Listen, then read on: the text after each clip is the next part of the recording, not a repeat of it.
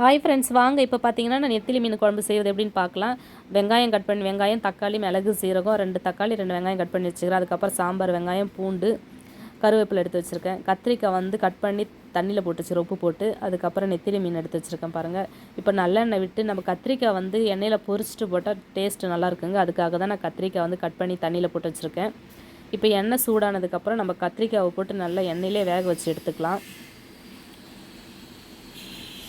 கத்திரிக்காய் எண்ணெயில் இந்த மாதிரி போட்டு, எண்ணெய் கத்திரிக்காய் தாங்க இது, நல்லாயிருக்கும் சூப்பராக. நல்லா பிஞ்சு கத்திரிக்காயாக வாங்கிட்டு வந்திருக்கேன் நான், குட்டி குட்டியாக பார்த்து. நெத்திலி மீனுக்கு கத்திரிக்காய் குழம்பு, கத்திரிக்காய் போட்டு வச்ச குழம்பு டேஸ்ட்டு சூப்பராக இருக்கும்.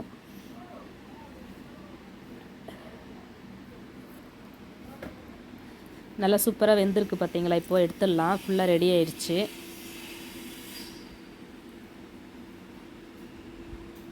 கலர் பார்த்தீங்களா, நல்லா ப்ளூ கலர் ஆயிடுச்சு. எண்ணெயில் போட்டதுக்கப்புறம் கூட அந்த கலர் சூப்பராக ஆயிடுச்சு.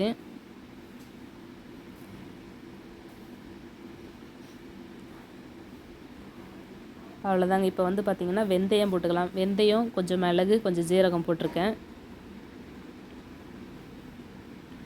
இது நல்லா கொஞ்சம் செவந்து வந்ததுக்கப்புறம் பூண்டு போட்டுக்கலாம். பூண்டு, சாம்பார் வெங்காயம் உரிச்சு வச்சுருக்கேன், அது போட்டுக்கலாம்.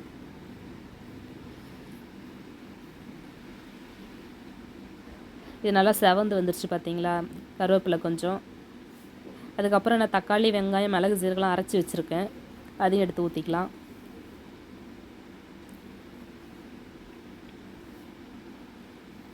அதுக்கப்புறம் தேவைக்கேற்ற மஞ்சத்தூள் போட்டுக்கலாம்.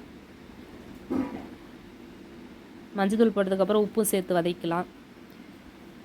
இப்போ உப்பு போட்டாச்சு. நல்லா எண்ணெய் பிரிஞ்சு வர வரைக்கும் நல்லா வதங்கிட்டு இருக்கு பாருங்களேன். நல்லா சூப்பராக எண்ணெய் மேலே வந்துருச்சு.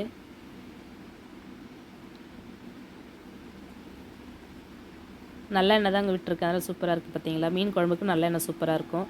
அதுக்கப்புறம் பார்த்திங்கன்னா வெறும் மிளகாத்தூள் கொஞ்சம், குழம்பு மிளகாத்தூள் கொஞ்சம் போட்டிருக்கேன். ஏன்னா மிளகாத்தூள் கம்மி தாங்க போட்டிருக்கேன். அதில் மிளகுலாம் கொஞ்சம் சேர்த்து அரைச்சி வச்சுருக்கேன். வீட்டில் வந்து எல்லாேருக்கும் கோல்டாக இருக்குன்றதுக்காக மிளகு வந்து சேர்த்து கொஞ்சம் நிறையாவே அரைச்சிருக்கேன்.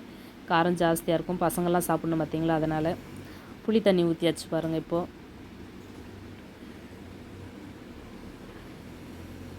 இன்னும் கொஞ்சம் நம்ம தண்ணி சேர்த்துக்கிட்டு நல்லா மீன் குழம்பு கொதிக்க விடலாங்க. மீன் குழம்பு வந்து நல்லா கொதிக்கணும், கொதிச்சாதாங்க டேஸ்ட் நல்லாயிருக்கும்.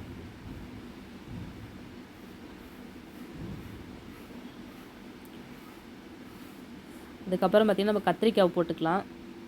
அது கத்திரிக்காய் வந்து நல்லா எண்ணெயிலே வெந்துடுச்சுங்க, அதனால் வந்து ரொம்ப நேரம் வேக விடணும் கிடையாது. நல்லா மீன் குழம்பு கொதிச்சதுக்கப்புறமே போடலாம். 2 பச்சை மிளகா வாசனைக்காக நல்லாயிருக்கும், சூப்பராக இருக்குங்க அந்த பச்சை மிளகா ஸ்மெல் மீன் குழம்புல. அதுக்கப்புறம் நெத்திலி மீன் போட்டுக்கலாம். வெள்ளை நெத்திலி தாங்க. நெத்திலி வந்து சீக்கிரம் வெந்துடும், அதனால் ரொம்ப நேரம் கொதிக்க விடக்கூடாது. ஒரு கொதி வந்தாலே ஆஃப் பண்ணி மூடி வச்சிடலாங்க. இப்போ சூப்பராக எண்ணெய் பிரிஞ்சு வந்துருச்சு பார்த்தீங்களா. இதுக்கப்புறம் கருவேப்பிலை, கொத்தமல்லி போட்டு தூவிட்டு இறக்கிடலாம்.